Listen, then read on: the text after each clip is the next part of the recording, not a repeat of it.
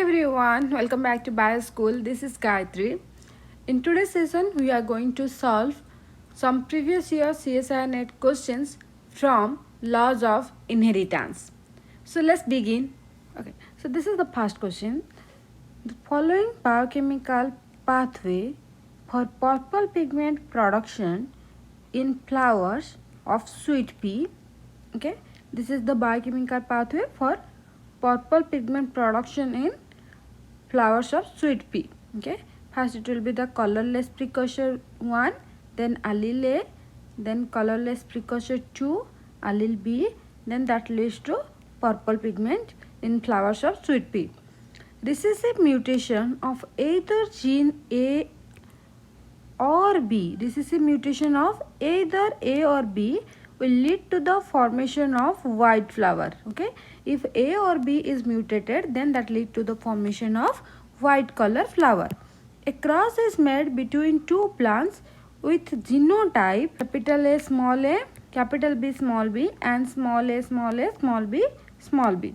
Consider that two genes are not linked and the phenotypes of the expected progenies are. Okay, so here it is asking about the phenotypes of the expected progeny.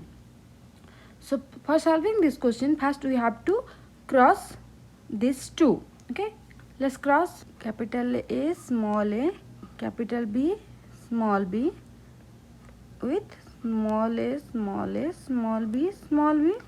Okay, so it is a dihybrid cross. Then it will produce the gamete. So the gamete, it will be capital A, capital B, capital A, small b, small a, capital B, small a, small b. So the law of independent assortment, it says that genes for different traits, they assert independently during gamete formation. Okay, so this A, it will assert with capital B, or it may be assert with the small b. So it lead to the production of capital A, capital B, capital A, small b. Similarly, the small a, it can combine with capital B, or it can combine with the small letter b. Okay, then this one, it will produce only one type of gamete, right? That is small a and small b. So let's see what are the progenies we will get. We will get capital A, then this one small a, capital B, small b for this one. Then the second one, it will be capital A, small b, small b. Okay, this one with this one, it will be the second product. This is the first one. Then the third one, it will be small a, here also small a, then capital B, small b, capital B, small b. Then the fourth one, small a, small b, small b. So let's see their phenotypes. Okay, what will be his phenotype? In question it is mentioned that recessive mutation of either gene A or gene B will lead to the white color flower. Okay, if either A or B is mutated, then that results in white color flower. Let's see the first one. In the first one, both A and B are the dominant form, a wild type. So this will lead to the formation of end product, that is the purple color flower. Let's write down. Second one, here the gene B is mutated. Okay, so if the gene A or B is mutated, then it will result in white color flower. The second progeny, it will show white color flower. In the third one, A is mutated, that means it will white color flower. And in the progeny 4, both A and B are mutated, so this one is also result in white color flower. So if we cross these two, then question asking the phenotype of the expected progeny. So what is the phenotype of expected progeny? The phenotype of expected progeny is white color flower it will be 3, and purple flower it will be 1. So it is 3:1. So here in the option, what we got? We got 3 white color flower and 1 purple, that is 3:1. So the correct answer is option B. Okay. So before solving any questions, it's better not to look at the options. If you look at the option, then you may get confused. So first you go through the question and solve it. After getting your answer, then go for the options. How many genetically different gametes can be made by an individual of genotype? Here the genotype is given, that is capital A small a, capital B small b, small c, capital D, capital E small e, assuming they are independently asserting. Okay, so here in question the genotype of an individual is given and asking that how many genetically different gametes can be made if they assuming they are independently asserting. Okay, so if you will get this type of question, so formula for this question is 2 to power n, where n is number of heterozygotes. Okay, n is number of heterozygotes. So look at the genotype of individual. How many heterozygotes are present? Capital A small a is one heterozygote. Capital B small b is the another heterozygote, and the third one is capital E and the small e. Okay, and here the C and D are homozygous. So how many heterozygotes are present? 3. So 2 to the power 3 is 8. Okay, so the correct answer is 8, that is option C. Okay, so this way whatever the genotype is there, that does not matter. Simple put the formula 2 to the power n, and n is the number of heterozygotes. Okay, so what we will get, that is the number of gametes. Okay, a cross is made between a pure breeding plant having red colored flowers with a pure breeding plant having white colored flowers. Such a cross is called, so here only one trait is considered, and what is the trait? That is the flower color. It is the flower color is considered. So if in a cross single trait is considered, then that cross is known as monohybrid cross, right? And the correct answer is option B. Gene A, B, C control 3 phenotypes which assert independently. A plant with genotype capital A small a, capital B small b, capital C small c is selfed. Okay, that means this genotype is self crossed. Then what is the probability for progeny which shows dominant phenotype for at least one of the phenotypes controlled by gene A, B and C? Okay, so in question, if you will get this type of question, then try to solve part by part.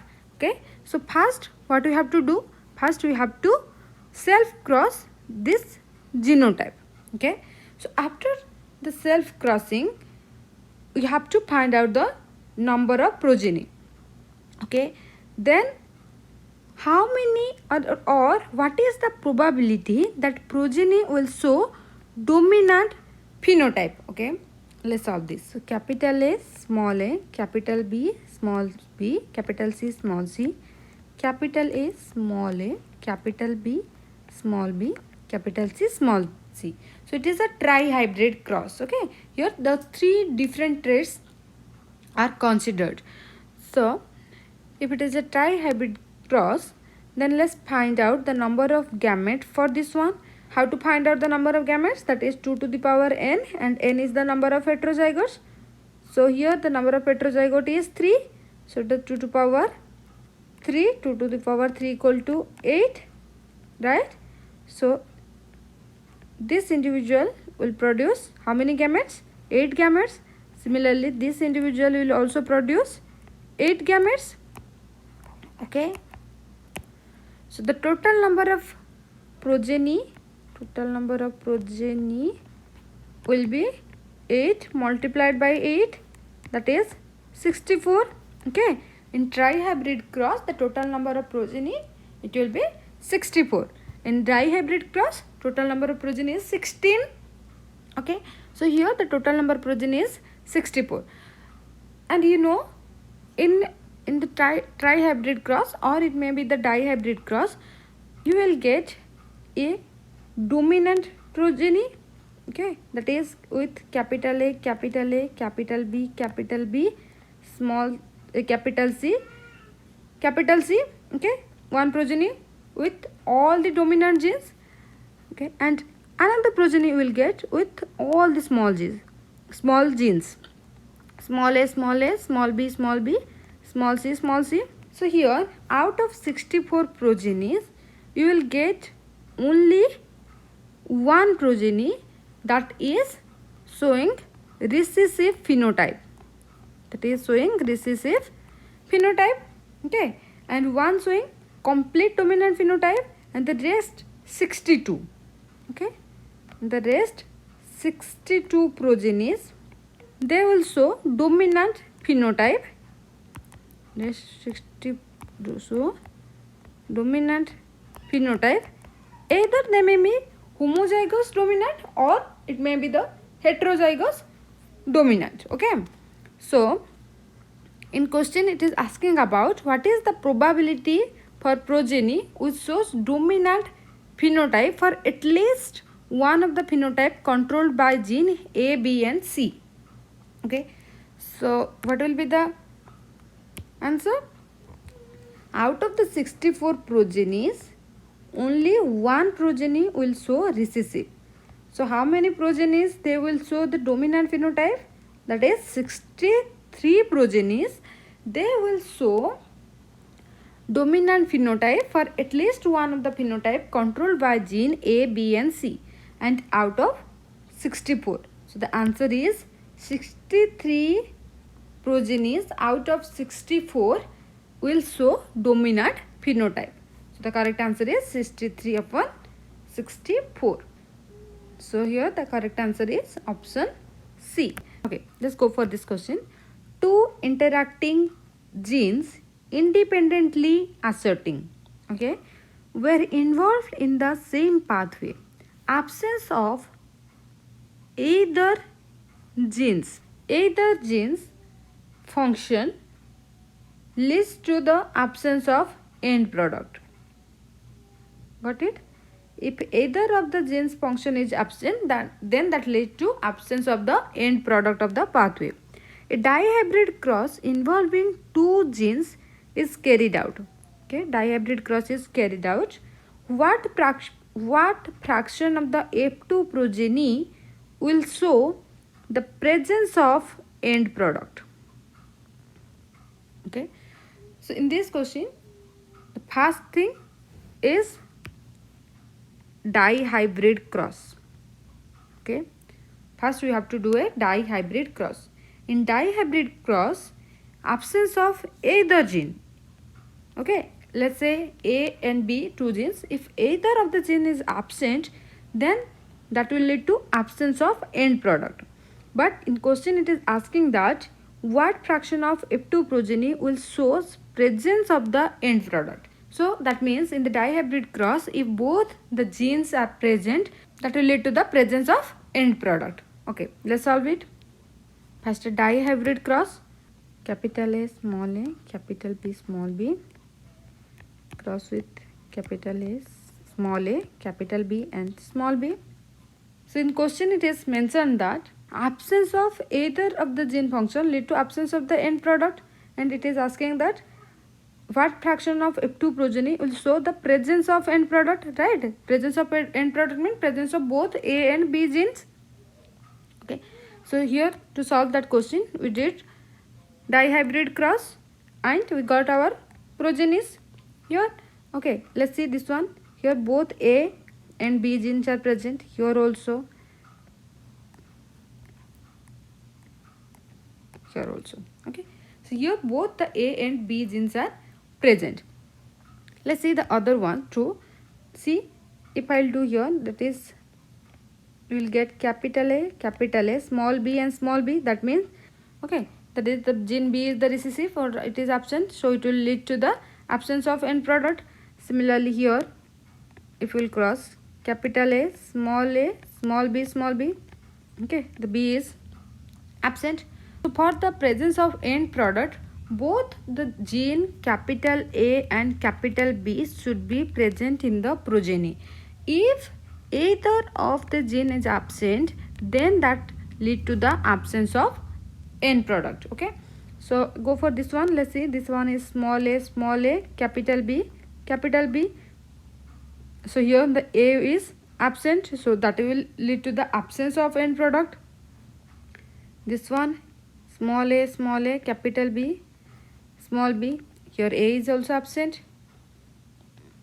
Capital A, small b, B is absent.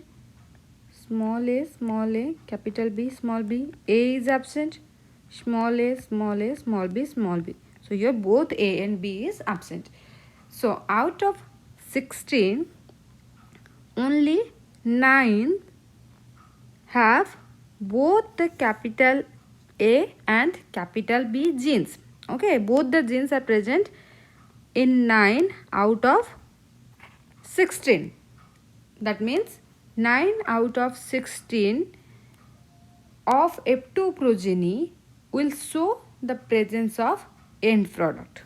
A simple question. Okay, let's see the options. Here in question it says that dihybrid cross. Dihybrid cross means, of course, there will be presence of 16 progeny. So directly you can eliminate these two options. So the correct answer either option C or option D.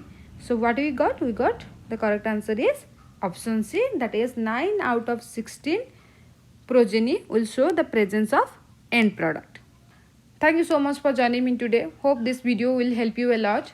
If you like this video, then please do share with your friends and don't forget to subscribe my channel. Bye bye. See you in my next video. Till then, keep learning.